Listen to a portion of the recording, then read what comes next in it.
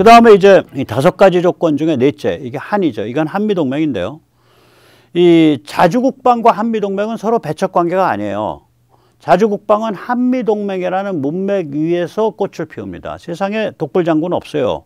중국과 같은 이런 무시무시한 덩치랑 맞짱을 뜨는데 혼자 나가서 맞짱 뜨겠다? 이건 과대망상증 환자가 자살하겠다고 날뛰는 거랑 똑같아요. 미국과 함께 가야죠. 그래서 그런데 자주국방이 필요해요. 왜 그럴까? 미국이 우리를 가볍게 보고 우리를 이용할 생각을 아예 못하도록 이 군사지정학 게임은 굉장히 냉정하고 잔인한 게임이거든요. 이건 사람 목숨에 왔다 갔다 하고 미국도 이제 예를 들면 뭐 처음에 나쁜 뜻 안 품었다가도 이제 그 미국의 국민 여론이 나빠진다든지 뭐 여러 가지 상황이 되면은 뭐 편하게 생각하는 거 아니에요? 사람이라는 거 자기 편하게 자기 입장에서 우리 등 뒤에서 우리 등짝에 칼 지를 수가 있다고요. 중국과 짝짝꿍하고. 그런데 우리가 우리 힘을 갖고 있으면 그걸 못해요, 미국이. 그래서 우리가 치명적인 한 방, 두 방, 세 방, 네 방, 다섯 방이 필요한데요. 치명적 한 방은 뭐냐면 제일 중요한 건 정신입니다. 온 국민의 결사적 결기와 각오죠. 그럼 치명적 두 방은 뭐냐?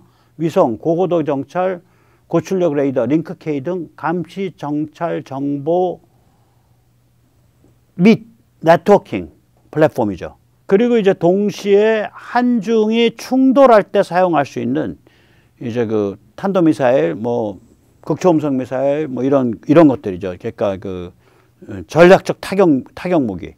그 다음에 치명적 세 방, 네 방, 다섯 방은 뭐 우리가 비교적 쉽게 생각할 수 있는 육해공군. 그래서 우리가 이런 자주국방을 갖춰야 한미동맹이 건강해지고 한미동맹 사이에 한국과 미국 사이에 건강한 긴장이 생기는 거예요. 이 생명이라는 건 전부 이 건강한 뭐랄까 그 밀당이거든. 예를 들어서 뭐 좀 그렇지만 우리가 만약에 관략근이 없다 그러면 맨날 뒤로 동을 흘리고 다닐 거 아니에요. 근데 이게 길항이 제대로 돼야 되는데 또 가끔씩 너무 꽉 조여주기만 있다. 그러면 그것도 이제 변비가 될 거 아니에요. 예. 그러니까 이게 세상 이치라는 게 전부 음과 양, 플러스와 마이너스, 길항, 이 긴장 관계가 있어야 되는데 우리 자주국방이 한미동맹과 그런 사이인 거예요. 다시 말하자면 자주국방이 있기에 한미동맹이 올바로 갈 수 있는 거고요. 거꾸로 한미동맹이 있기에 자주국방이 길을 펼 수 있는 거예요. 그래서 자주국방을 이렇게 고민을 하시는 분은 이게 한미동맹이랑 어디서 합이 맞고 어디서 이런 그 관계, 보완적 관계에 있는지 이걸 좀 많이 고민을 우리가 앞으로 해봐야 될 거다. 이렇게 생각을 합니다. 그다음 이제 마지막인데 이건 오지랖이 없다라고 들어올 수 있는데 이게 우리가 살아온 게 너무 민감한 지역에서 살아서 이게 오지랖 넓은 게 아닙니다. 다섯 번째는 미인데요. 미국의 각성이 심화돼야 우리가 신관이 편안하고 미국인도 편안합니다. 이걸 우리가 이제 우리 역사를 돌이켜보면 1990년경부터 2016년 이때 뭔 일 벌어졌냐. 미국이 중국 사랑, 러시아 사랑에 탐닉하고 다른 한편으로는 네오콘 광증에 취해서 날뛰었죠. 그럼 이제 우리도 많이 이것 때문에 정신적으로 오염됐어요. 예를 들어서 제가 나중에 한번 정리를 하겠는데요. 주사파가 왜 안 죽었을 것 같아요? 90년대. 특히 90년대 후반 고난의 행군 200만 300만 굶어 죽고 주사파한테 죽었어야 돼. 그때 주사파가 면허를 북한 노동당 면허 위에다가 베이징 중국 공산당 면허를 위에다 덮어 씌운 거예요. 그때 대세가 미중 밀월인데 대세가 미중 밀월이면 당연히 우리한테 대세는 남북 우리 민족끼리가 되는 거죠. 남북이 잘 지내야죠. 그리고 거기에 많이 배려해주고 그거 많이 이쁘게 봐줘야 되고 이런 분위기가 되는 거죠. 그게 대세죠, 그냥. 그러니까 6.25가 어땠고 우리가 옛날에 중국이랑 어떻게 싸웠고 반공이 어떻고 전체주의가 어떻고 이런 건 전부 극우 전쟁광으로 치부되는 거죠. 제가 그렇게 밝혔으니까 알죠. 예. 그게 대세인데 너는 대세도 모르냐 이렇게 되는 거예요. 그래서 이 미국이 이 세계 시스템 구도를 어떻게 가져가냐에 따라서 한국은 만약에 미국이 또 저렇게 헤매는 길로 간다. 그러면 한국은 이제 고슴도치 같이 이제 꽉 웅크리고서 이제 버텨야 되는 거예요. 거기다가 트럼프 4년 바이든 1년은 또 갈팡질팡하고 혼란스러운 거죠. 갈팡질팡 파산 상태죠. 이렇게 되면 한국도 이제 깊게 혼란되고 이제 병듭니다. 그래서 지금 이제 우크라 전쟁을 계기로 제가 말씀드리는 볼리타스, 다시 말하자면 가치지향, VO, 그 다음에 현지 이니셔티브 중심, LIT, 그리고 이제 동맹 혹은 연대, 그래가지고 Alliance Solidarity, 그래서 AS, 예, 이 가치지향 현지 이니셔티브 중심 동맹 노선이 이제 보다 심오하고 보다 풍부한 모습으로 발전할 수 있도록 우리를 포함한 전 세계 모든 사람이 이제 그렇게 좀 관계를 서로 맺고 있는 거죠. 그게 그렇게 미국의 볼리타스 노선이 보다 심오하고 풍부해질수록 우리도 편안하고 미국인도 편안한 거, 세상도 편안한 거예요. 우리랑은 우리가 너무 민감한 지역에 있어서 오지랖은 좀 넓은 것 같지만 미국이 좀 저렇게 제대로 된 노선으로 제대로 된 전략으로 각성이 좀 더 심오해졌으면 좋겠다. 이게 참 마음이 간절합니다. 네. 근데 다행히 요새는 이제 그렇게 가고 있는 거예요. 그래서 좀 마음이 놓여요. 그러니까 뭐 바이든이냐 트럼프냐 공화당이냐 민주당이냐 이런 거 다 떠나서 미국 전체가 그 길로 가고 있는 거예요. 예, 이제 5가지 말씀드렸죠. 예, 대한, 자한미. 이 5가지. 대만 정치의 정상화, 한국 정치의 정상화, 자주국방, 한미동맹, 미국 각성 심화. 이 5가지가 순조롭게 진행된다라는 조건부, 그 충족 조건부에서 우리가 시민의 차원에서, 지식인의 차원에서, 이걸 윤석열 정부가 정부 차원에서 주장하면 큰일 납니다. 뭐라고 주장하고 그 얘기를 퍼뜨려 가야 되냐. 이 사람들이 가끔 그런 얘기를 해요. 대만을 침공하면 주한미군은 분명히 달려갈 텐데 상당히 신경 쓰고 한국군이 가야 되나 말아야 되냐. 우린 가면 안 되지. 저도 가면 안 돼요. 근데 가면 안 될 정도가 아니라 우리는 북으로 올라가야 된다. 요새 이제 그런 결론이 나오더라고요. 왜냐? 예, 간단해요. 자, 대만을 침공할 정도다. 그러면 중국이 맛이 가서 이제 미쳐서 광증에 날뛰는 거예요. 침공이 성공하면 한국도 잡아먹겠다고 한반도에서 도발할 거고, 침공이 실패하면 국민들의 중국인들의, 국민도 아니죠. 중국 주민들의, 중국 개들처럼 대하니까 주권자가 아니니까 국민이라고 할 수가 없죠. 선거 안 하는 사람들인데, 투표 안 하는 사람들인데, 중국인들은. 예. 주민들의, 중국인들의 마음을 달래겠다라고 또 한반도에서 또 도발하고. 그러니까 대만을 침공할 정도가 가면 한반도에서 문제 생기는 거는 어느 경우든 조만간에 닥쳐요. 아니, 그럴 바에야 우리가 먼저 싸움의 조건과 전선을 결정하겠다 이거지. 그리고 우리가 북으로 올라가야 된다. 예. 그 전략을 하고 그거를 우리 같은 백모 같은 좀 이상한 지식인부터 시작해서 막 떠들기 시작을 하면 중국 공산당 애들이 이제 머리 좀 쓸 거 아니야. 야, 이거 대만 침공했다가는 대한민국이 북으로 올라간단 말이야. 그럼 우리가 전선이 2개가 되잖아. 북이 먹히도록 내버려둘 수 없으니까. 저거 하루아침에 해장국거리인데 대한민국 입장에서 북한 집어먹는 건. 그럼 우리 전선 2개 감당 가능해? 우리 지금 모든 전력을 지금 후지안 쪽에 모아야 되는데 그 2군데서 우리 전쟁 가능한 거야? 이거 생각 좀 다시 해봐야겠는데. 대만 못 들어갈 것 같은데. 그 생각을 하게 된다고요. 즉 우리가 죽어버리겠다. 중국과 같이 붙어서. 그걸 각오하고 북으로 올라가겠다라고 우리가 그걸 떠들기 시작하는 순간 쟤들이 대만을 못 쳐요. 또 쟤들이 대만을 친다는 얘기는 이미 맛이 가서 돌아버렸기 때문에 결국 불똥이 우리한테 튀거든요. 그러니까 미리 우리가 제대로 싸울 수 있는 조건을 만들어 두는 게 나아요. 대만에 신경 팔린 동안 먼저 북부터 딱 뉴트럴라이저, 무력화 시켜버려야 돼요. 네. 그래서 그 얘기를 정부는 떠들면 안 되는데 우린 떠들어야죠. 쟤들이 대만을 들어갔다는 얘기는 비유적으로 말하면 연쇄살인 소시오패스가 옆집 들어가서 지금 킬링필드 벌린 거예요. 그러면 그 집에서 킬링필드 끝나면 우리 집으로 올 거 아니야. 그래서 공격이 최상의 방어죠. 그러니까 중국의 꼬붕, 중국의 괴뢰인 북을 그냥 우리가 북으로 올라가서 정리를 해버리는 게 맞다고 저는 생각을 합니다. 뭐 이 정도 되면 전쟁광이라고 이제 많이 뭐 비판하실 분도 있을 수 있는데 뭐 이런 상상으로 우리가 하면서 살아야죠, 당연히. 단지 이제 제가 조심을 좀 해야 된다고 생각하는 부분이 이거죠. 무작정 북진 주장은 안 돼요. 6.25 때는 북진 통일이 가능하죠. 왜냐하면 전쟁 중이니까. 여기서 휴전하면 안 된다. 지금은 북진 주장을 무작정 하면 안 돼요. 그거 북한 애들 나쁜 놈들이야. 우리가 북진해서 말이지 북한 주민을 전부 자유화시켜야 돼. 이러면 안 돼요. 앞에 반드시 하나가 붙어야 돼. 조건문이. 뭐가 붙어야 돼?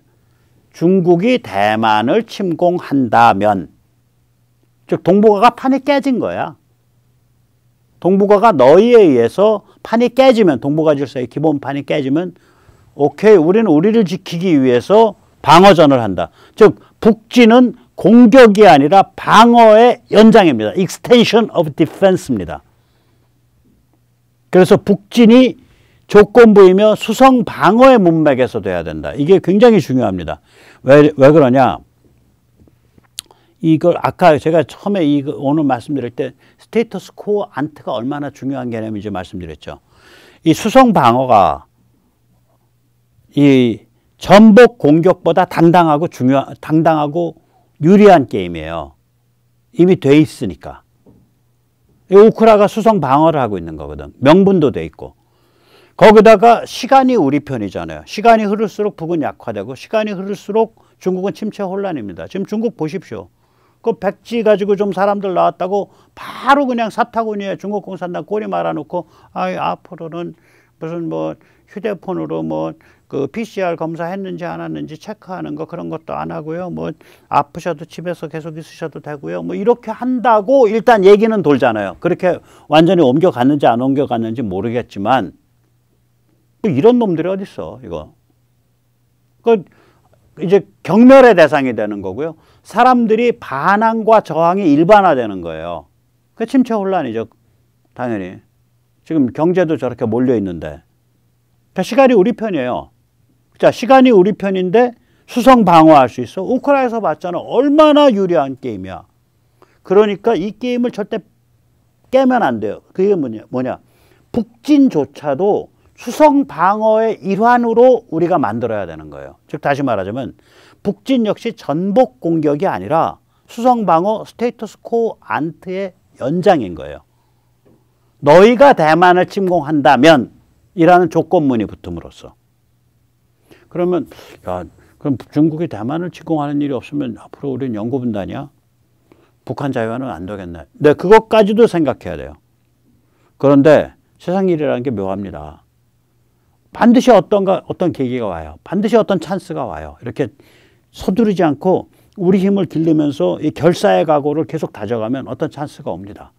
심지어는 뭐 운이 좋으면 북한에서 만고의 왕실 충신 이완용 같은 그러한 인물이 나올 수도 있죠. 제가 좀 약간 비꼬아서 말하지만 이완용은 정말 만고의 왕실 충신이죠. 왕실을 계속 보존하기 위해서 국가를 팔아먹었으니까 북한이란 나라를 미국에 매각을 하고 짱박아 돈 스위스 돈이라든지 금고에 있는 금괴 들고 튀어나가서 지배층 가족까지 1000명이 튀어나가서 평균 한 명당 두당 1000만 달러씩 100억 달러 들고서 전부 초상류 사회생활을 케이만에서 한다. 미국으로부터 이뮤니티 받고 면책특권 받고 뭐 그러고 살아라. 저는 그런 사람이 좀 나왔으면 좋겠어. 북에는 왜 이완용이 없냐. 참 안타깝죠. 나올 수도 있는 거예요. 세상이 어떻게 돌아갈지 몰라요. 그러니까 이럴 때는 뭔가 이제 우연을 기다려야 돼. 계기를 기다리면서 그러니까 중국이 대만을 침공하면 우리는 북진한다. 중국이 대만을 침공하지 않으면 우리는 계속 기다리면서 무시무시한 자주국방력 기르면서 무시무시한 필사즉생 결기를 다져간다. 딱 그렇게 되는 거죠. 그러면 이 게임 이깁니다. 예, 저는 그러면 반드시 이긴다고 보고요. 네. 그 다음에 이제 마지막으로 드리고 싶은 말씀이 미국이 중국에 대해서 굉장히 아주 매서운 한 수를 준비하고 있습니다. 빠르면 이번 달 아니면 내달 중에 필리핀 결판이 난다 그럽니다. 이게 이제 필리핀 수백만의 그 미군 해군기지가 들어오는데 수빅만이 굉장히 커요. 그리고 그 수빅만 바로 뒤에 한 50km 뒤에 앤더슨인가 클라크 공군기지죠. 그것도 굉장히 잘 해놨어요. 거기에 또 미 공군이 쓴다 그래요. 그래서 여기 이제 좀 설명을 드리면 원래 이제 필리핀은 이제 미국 식민지였었죠. 예, 그리고 미국과 관계 깊죠. 그래서 기술 수준은 높았어요.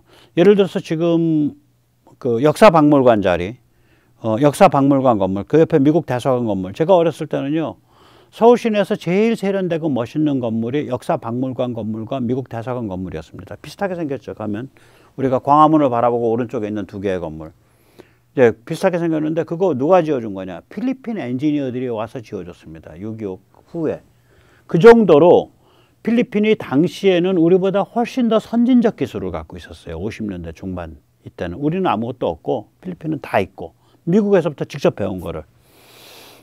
그런데 이제 필리핀이 민주화되고 나서 코라손 아퀴노 정부 때 또 좌파 성향도 강해지고 이러니까 미국과 이제 기지 사용료를 가지고 줄다리기를 하면서 미국에 바가지를 씌우려고 그랬어요. 그래서 미국이 삐져가지고 아이 그럼 말어. 그리고 이제 방을 빼버린 거예요. 그런데 이제 중국이 저렇게 무시무시하게 등장을 하니까 2016년에 오바마 정부 마지막 해에 미국과 필리핀 사이에 새로운 그 군사협정을 확대를 해요. 기존의 군사협정을. 그래서 그걸 ECDA 협정이라고 불러요. 여기서 이제 그 수빅의 초대형 해군기지를 두고 4개의 전용 공군기지를 두고 또 뭐 한 두세 개쯤의 겹방사리 공영 공군기지. 우리도 그렇죠. 예를 들어서 아마 대구 공군기지 이런 거는 겹방사리일 거예요. 목포도 그럴 거고요. 우리가 전용 공군기지가 군산과 오산뿐이죠. 미군에. 서울 공군기지 겹방사리죠. 미군이 우리 쓰는 거를 옆에 와서 같이 쓰는 거죠. 그런 식으로 해서 뭐 여기서 이제 그림도 그래서 그냥 겹방인지 전용인지 구별 안 하고 제가 다 빨간 걸로 표시를 했습니다. 그래서 무려 공군기지가 7개가 거론이 되고 있고요. 그 다음에 그 다음에 저기 뭐야 그 해군기지가 1개, 저 파란 거 저게 마닐라에 있는데 수빅만 자리거든요. 그렇게 해서 이제 제가 잘못 계산했나? 예, 그러면 전체가 8개가 되니까 추가가 3개의 공용 공군기지네요. 저렇게 해서 미군이 가서 지내겠다는 거예요, 지금. 이게 이제 그런데 ECDA가 그 바로 실행이 못 되고 2017년부터 두테르테 정권, 친중 정권이 어깃장을 놨습니다. 그래서 올해까지 그게 실현이 못 되고 있다가 지금 이제 들어온 그 봉봉 마르코스 정권 때 급물살을 타서 올해 말에 미국과 필리핀 사이에 그럼 저런 기지를 어떤 조건으로 사용하고 어떻게 뭐 책임을 지고 이런 그런 그 조건 세부 사항이 확정될 것으로 봅니다. 그런데 이제 이 사정을 보면서 무슨 생각이 드냐? 필리핀에는 참 슬픈 속담이 있죠. 100대 가문 안에 태어나든지 태어나지 말아라. 예, 필리핀은 그 화교 최상류층이 그 아주 그 강고한 그 부의 초집중 현상을 가지고 있습니다. 그래서 저는 지금 필리핀이 저렇게 다 이 미국과의 그 동맹 관계로 굉장히 급속하게 판이 정리돼 나가고 있는 게 아마도 그 필리핀 최상류층 화교들이 친중 성향들이 있었거든요. 예, 이 필리핀 최상류층 화교들이 반중으로 완전히 돌아선 거 아니냐. 그렇다면 필리핀 앞으로 좀 괜찮아질 거다. 그렇게 생각을 합니다. 네. 오늘 뭐 굉장히 살벌한 얘기를 드렸습니다. 네. 그러나 아까도 말씀드렸듯이 그게 뭐 막무가내 북진하자도 아니에요. 중국이 대만을 침공한다면, 너희가 대만을 침공한다면 우리는 북진을 한다. 라는 메시지를 정부는 하지 않더라도, 정부는 안 해야 돼요. 하면 큰일 나죠. 정부는 하지 않더라도 제하에서 지식인들이, 학자들이 공공연하게, 시민운동가들이 공공연하게 떠들고 그걸 퍼뜨려 가줘야 돼요. 예를 들어 어떤 계기가 되면은 바로 그냥 중국 대사관 앞에 가서 플래카드 그렇게 펼치고 기자회견하고 시위도 하고, 예, 그리고 이런 것이 그냥 단순한 무슨 반공 또 북한에 대한 미움 그 자체에서는 감정적인 결론이 아니라 다 따져보니까 이렇고 바로 이런 얘기가 일반화될수록 오히려 한반도와 대만의 평화가 더 확고해진다. 그렇기 때문에 이 주장이 일반화돼야 된다. 그래서 우리가 이러한 그 결기가 있다는 걸 중국이 앓을 때 우리의 안보가 지켜진다. 총을 안 쏘고도. 예, 그런 말씀을 오늘 드리고자 합니다. 감사합니다.